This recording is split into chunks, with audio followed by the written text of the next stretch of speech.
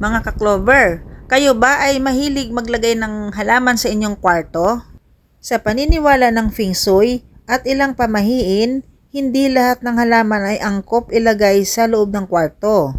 Bagamat ang mga halaman ay kilala sa pagbibigay ng sariwang hangin at positibong enerhiya, may ilang uri ng sinasabing maaaring magdala ng malas o negatibong epekto sa kalusugan, relasyon at kasaganahan kung hindi maayos ang paglalagay nito. Gayunpaman, maaari itong maging swerte kung ilalagay sa tamang lugar. Narito ang ilang halaman na nagdudulot ng negatibong enerhiya kapag nilagay nyo ito sa inyong kwarto.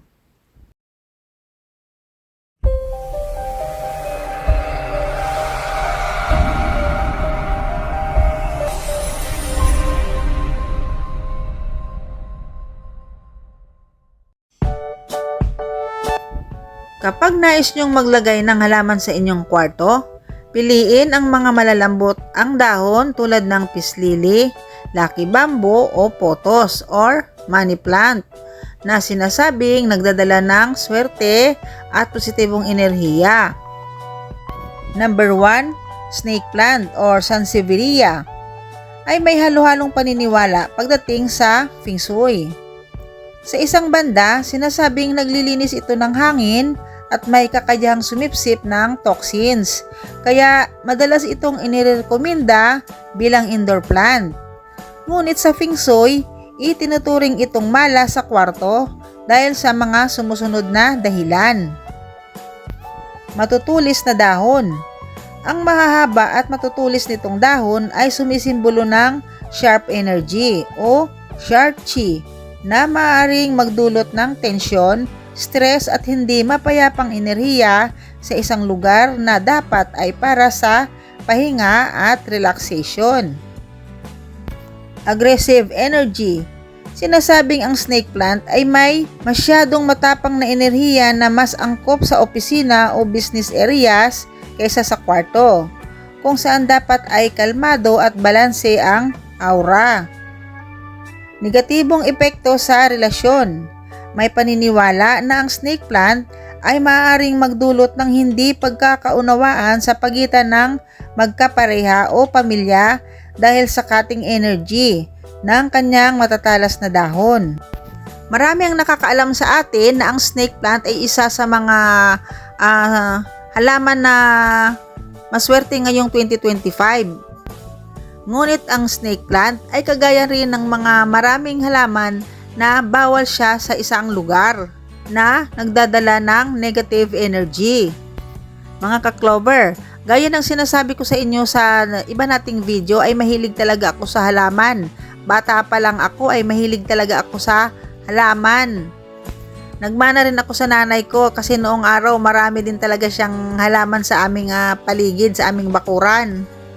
So kagaya nga ng sinasabi ko sa inyo na hindi ko pa alam talaga yung mga ibig sabihin or may malas pala na halaman na hindi pwedeng ilagay sa kung saan-saan lang. Kasi ang pagkaalam ko, itong halaman ito ay swerte siya. So ngayon, ang mga hindi rin po nakakaalam na ang mga halaman ay may kanya-kanyang lugar na dapat paglalagyan. Dahil kung hindi po natin alam ang ating paglalagyan ng halaman ay baka mamalasin din talaga tayo. Kapares nung ginawa ko, sa totoo lang po noon. Lahat po ng karanasan ko ay isi-share ko po sa inyo. Dahil nandito po tayo sa mga content na ito na gusto ko pong i-share sa inyo. Gustong-gusto ko rin po yung snake plant kasi bukod sa madali siyang alagaan, ay napakalakas ng good energy ng snake plant. Pero mas gusto ko kasing alagaan yung dwarf na snake plant kasi hindi siya masyadong malaki sa loob ng bahay. Kaya ang ginawa ko noon ay nilagay ko sa aming kwarto. Pinatong ko po siya sa aircon. Ito po, ganito po siya. Ito sinampol ko lang to na ganito yung ginawa ko noon ng mga nakaraang taon na hindi ko pa alam.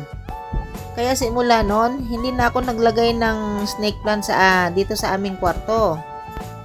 Kaya lagi nating iisipin na wala naman talagang malas na halaman. Ang malas lang po ay kung hindi natin alam na nilalagay natin sa hindi tamang lugar. Kaya napag-isip-isip ko talaga, tandang-tanda ko po talaga noon nung nakaraang mga taon na parang ang bigat ng pakiramdam ko sa aming kwarto.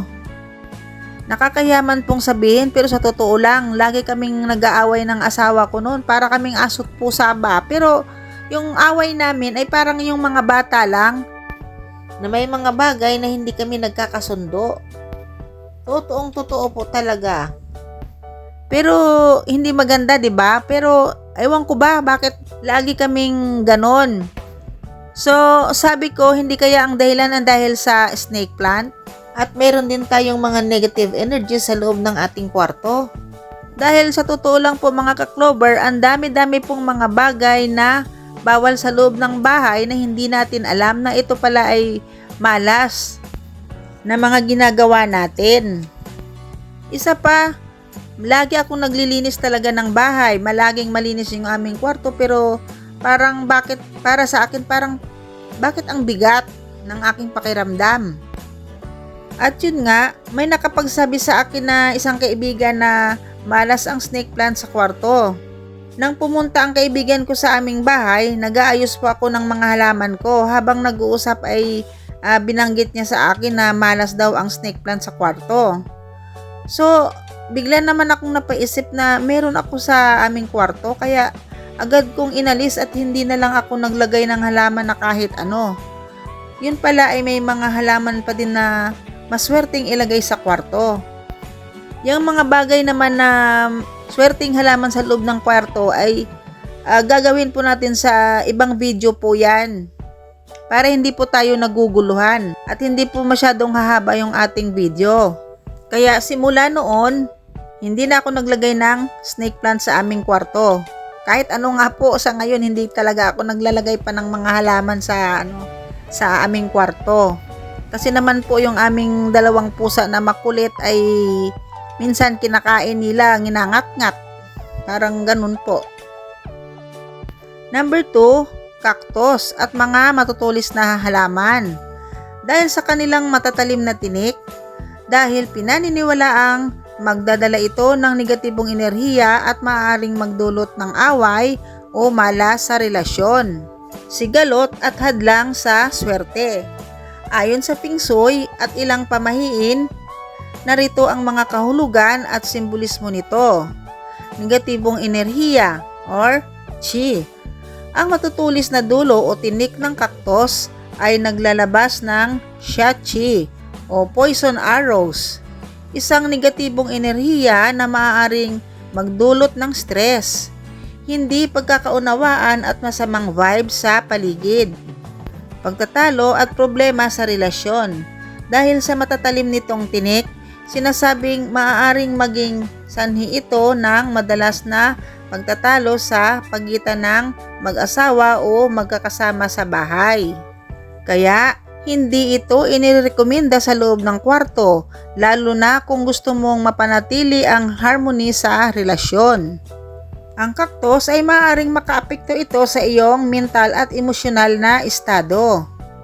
Sa halip na magdala ng swerte, pinaniniwalaang sumisip-sip ito ng good vibes at maaaring makaapekto sa harmonya ng relasyon, lalo na sa mag-asawa o magkasama sa isang kwarto. Number 3, bonsai. Ang bonsai ay isang magandang halaman na sumisimbolo ng artistry at disiplina. Ngunit ayon sa Feng Shui at ilang paniniwala, maaari itong magdala ng malas sa kwarto o loob ng bahay.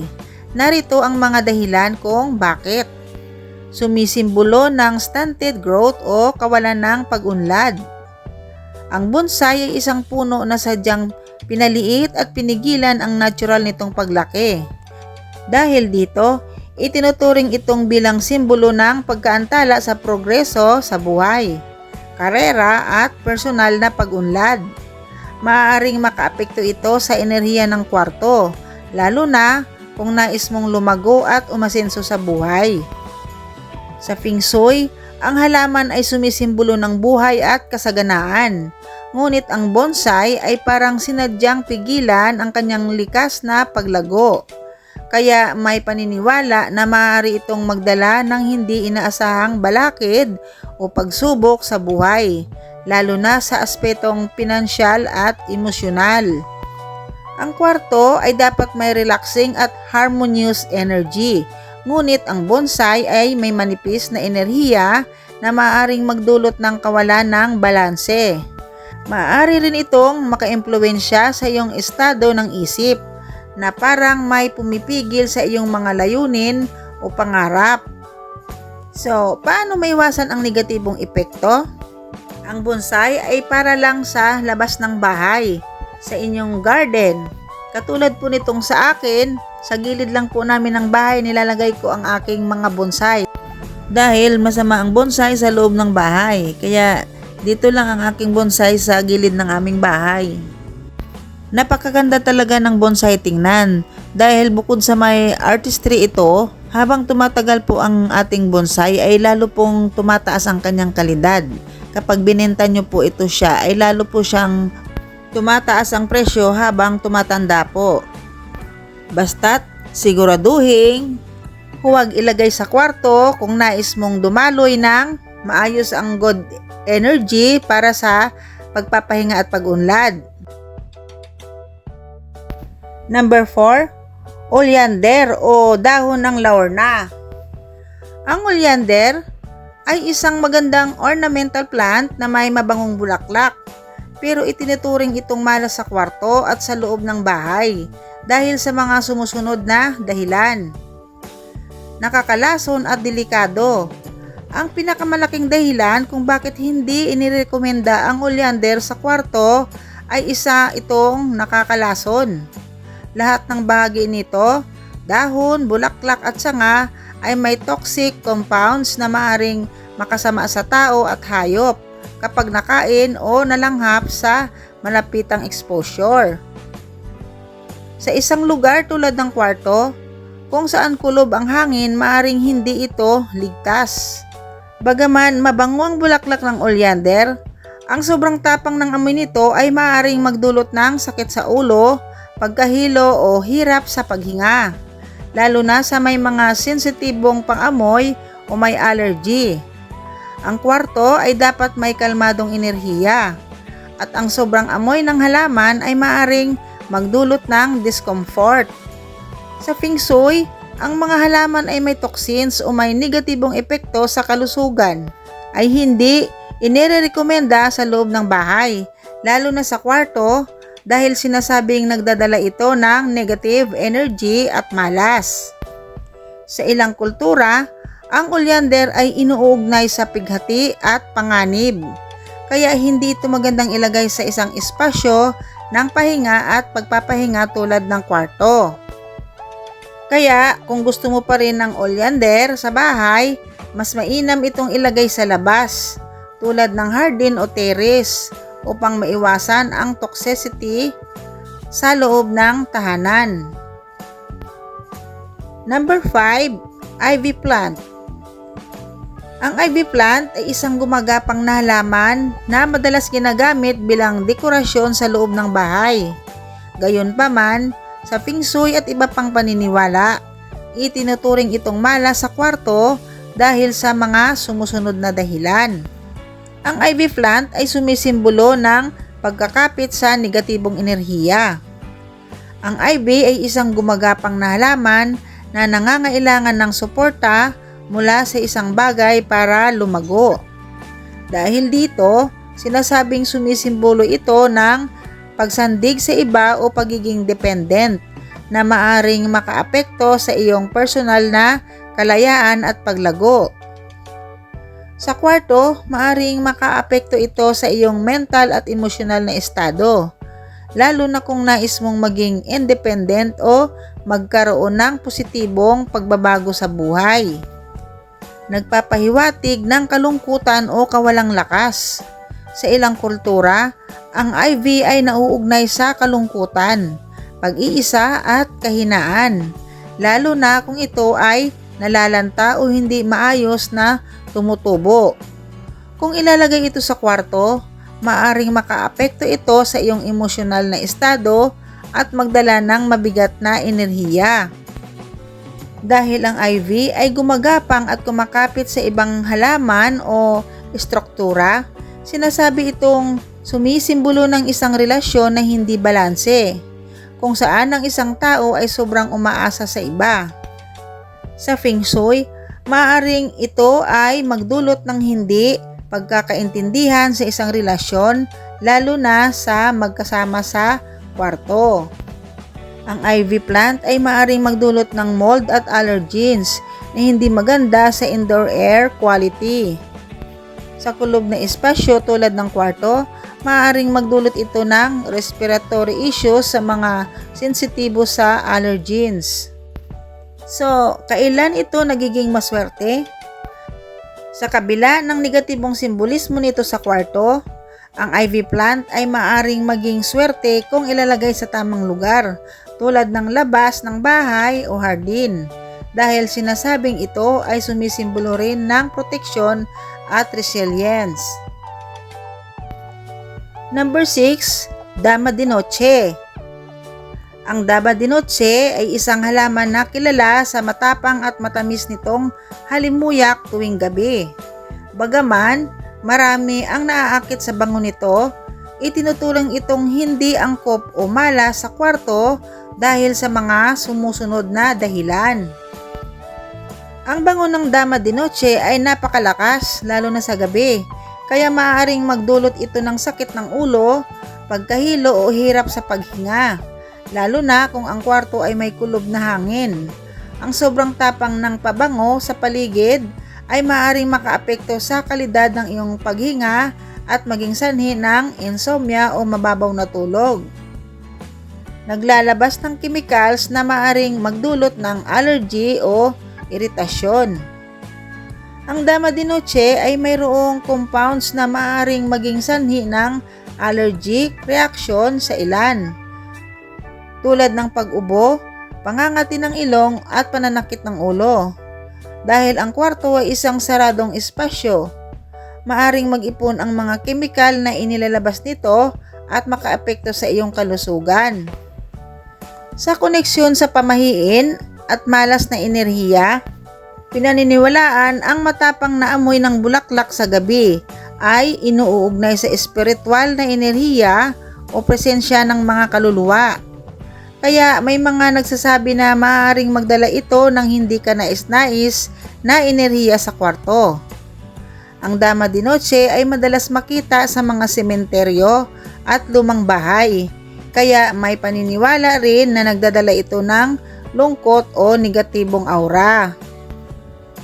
Sa Feng Shui, ang kwarto ay dapat magkaroon ng kalmado at balanseng enerhiya upang makatulong sa pagpapahinga. Ang sobrang tapang ng halimuyak ng Dama de Noche ay maaaring lumikha ng sobrang aktibong enerhiya na maaaring magdulot ng stress o panaginip na hindi maganda. Sa pagpili ng halaman para sa kwarto, mahalagang isaalang-alang hindi lang ang aesthetic kundi pati na rin ang epekto nito sa enerhiya at kapaligiran. Ayon sa Feng Shui at ilang paniniwala, may mga halaman tulad ng cactus, snake plant, bonsai, ivy, oleander at Dama de Noche na maaring magdala ng negatibong enerhiya, hadlang sa pag-unlad o hindi magandang epekto sa kalusugan kapag inilagay sa kwarto. Anytime, any place, you stand beside me.